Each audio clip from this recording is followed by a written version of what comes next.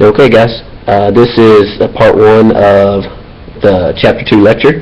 In this lecture, we'll be focusing on Mesopotamia, which is Greek for land between two rivers. Mesopotamia is in modern-day Iraq and Iran. It exists between the Tigris and Euphrates rivers. This is a fertile river valley in the middle of the desert, basically. The big picture for what's going on here is this is a quest for our complex societies to create order and stability. When you had 35 to 50 people roaming around in a nomadic group, stability was fairly easy to come by. But when you're talking about hundreds and even thousands of people gathered in one spot, you have to have somebody calling the shots. Everybody has to know their role in society. You have to have stability so that you don't descend into chaos. Before we do this, we're going to talk about our 5 themes. The first theme in AP World History is interaction of humans and the environment. We saw this in Chapter 1 with how early humans adopted clothing, how they used slash and burn farming, and then of course the major agricultural revolutions. All of that is humans interacting with the environment. Our second theme is development and interaction of cultures. This is when you get these early city-states and how they begin interacting with each other and how they develop differently, culturally speaking, meaning religion, writing, stuff like that. Third, state building, expansion and conflict. There's a big difference between a village and a state. You know, think of a state as kind of like a country. The early states were city-states, meaning that it was a city of in the tens of thousands up to 100,000 in the case of Sumer, and their impact on the people around them. Number 4, creation, expansion, and interaction of economic systems. In the early days, caveman days, it was strict barter. There was no concept of money. If I had fish, plenty of fish, and you had some beef, I'd just trade you some fish for some beef, and it was simple enough. But as society grew more complex, bartering didn't work anymore, so we moved on to the currency. Fifth and final, development and transformation of social structures.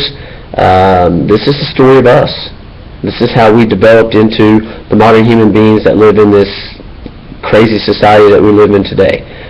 So we will be exploring these themes throughout this course. Okay, big picture for Mesopotamia. It's quest for order.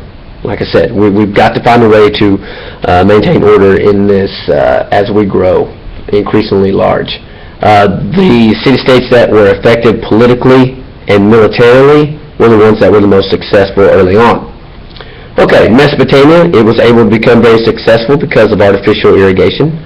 They were able to take water from the Tigris and Euphrates and dig canals and create farms. This was the base of their power. By 3000 BCE, they had reached the population in Sumer anyway, the city-state of Sumer, which is a Mesopotamian city-state, had reached a population of 100,000, making it the grandest city of its day.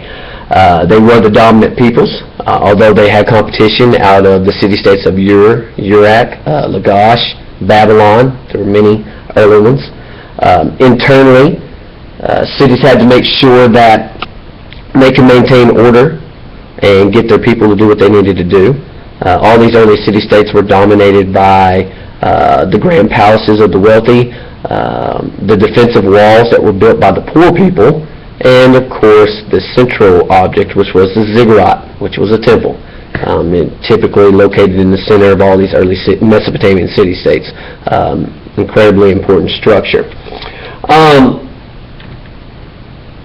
There were many external pressures that Sumer and other city-states faced. You still had a lot of nomads and raiders out there who had not adopted this city lifestyle, and whenever they wanted something, food or wealth that these cities naturally accumulated, then they would attack them. So there was a lot of need for the defensive walls. So there was also a big need to have a structured, ordered military. Our first big person in history is Sargon of Akkad. Akkad was a city-state in Mesopotamia, and Sargon starts doing something a little bit different. He starts picking off the other city-states one by one and accumulate them into his growing empire. Meaning Sargon forced his values of the Akkadians, he forced those values on the Sumerians and all the other peoples in these Mesopotamian city-states. He ruled through force of will. He was constantly riding around from city to city to make people do what he wanted. He would be followed, and he was successful. His heirs were successful for a while, but they would be replaced by the Babylonians under the rule of another conqueror named Hammurabi, who you're probably more familiar with. Hammurabi had a different style of administration. Rather than ride around all the city-states, he created something called a bureaucracy, meaning these were trusted men that would he would place in the city-states, and he would make sure that they were giving him tribute and supplying troops to his growing army. Hammurabi is also, of course, well known for his law code. His law code was fairly strict. It was retaliatory in nature, meaning an eye for an eye, tooth for a tooth. You've heard that saying before. It was good in that people knew the consequences of their actions. They were written there very plainly for all to see in the native cuneiform writing of the Sumerians, which was adopted by the Babylonians. And Hammurabi, his code, though, was a bit biased towards the rich. We'll stop that here for part 1, and we'll pick up in part 2.